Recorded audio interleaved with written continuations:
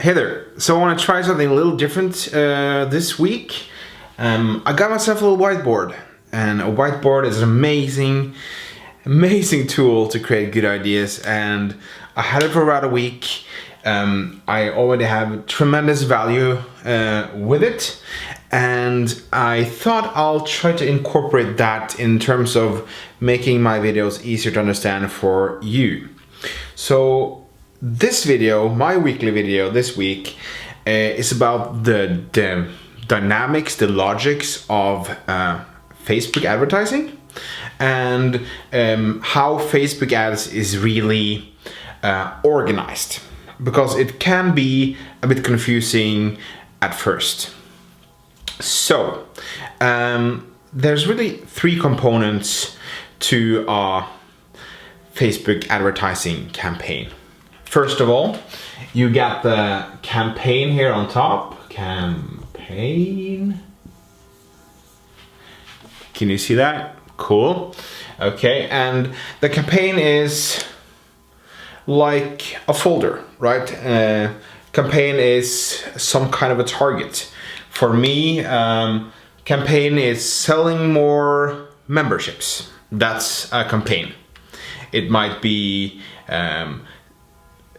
$2.99 for this thing, or for a travel agency it could be Spain, or my campaign on Spain trips. So campaign is kind of the top level in terms of your campaign, and a campaign can contain a lot of ad sets.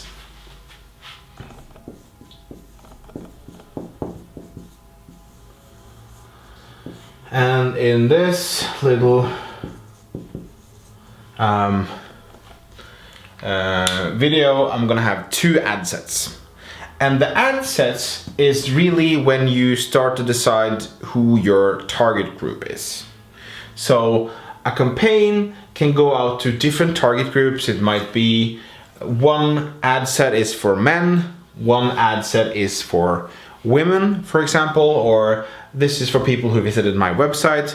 This is for people who's just interested in blogging, for example, but they have different kind of target groups.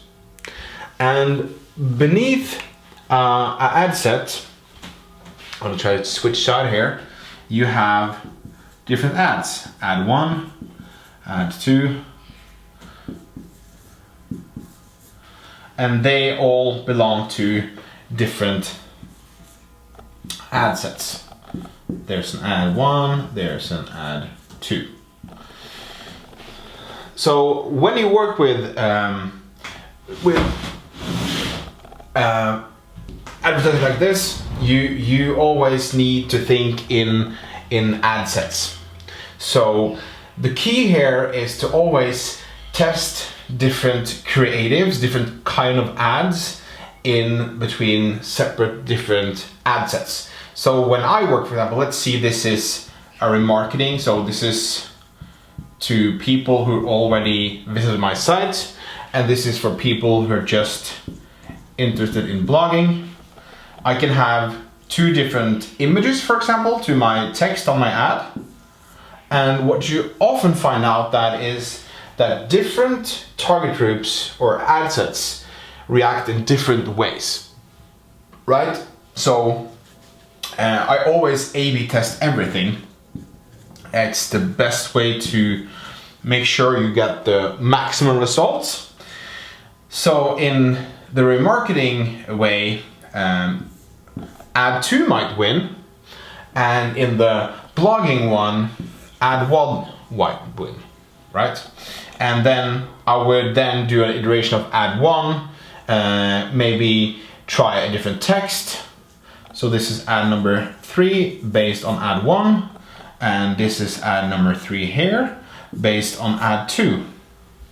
So that's the way I think it works. So you have the campaign on top, what's kind of the goal or the target, the big folder, and then you have subfolders called ad sets out to different people, and in each ad set you have different ads. Makes sense, right? So that's how I use it. I usually always test just one ad at a time against each other, just to make things really simple and not complicated. But I always have multiple ad sets. I always have a marketing ad set if I'm able to do that. I always have different kind of interests. I always split into age and gender. You should definitely test as much as you possibly can. So that's the basics of Facebook ads. If you found this valuable, please give me a thumbs up. It felt kind of funny in a good way to be able to illustrate things on a whiteboard. So I would love to know what you think. I'm going to continue experimenting videos with you, and please let me know if you find value in it, because that's the goal of me doing this, me sharing to you.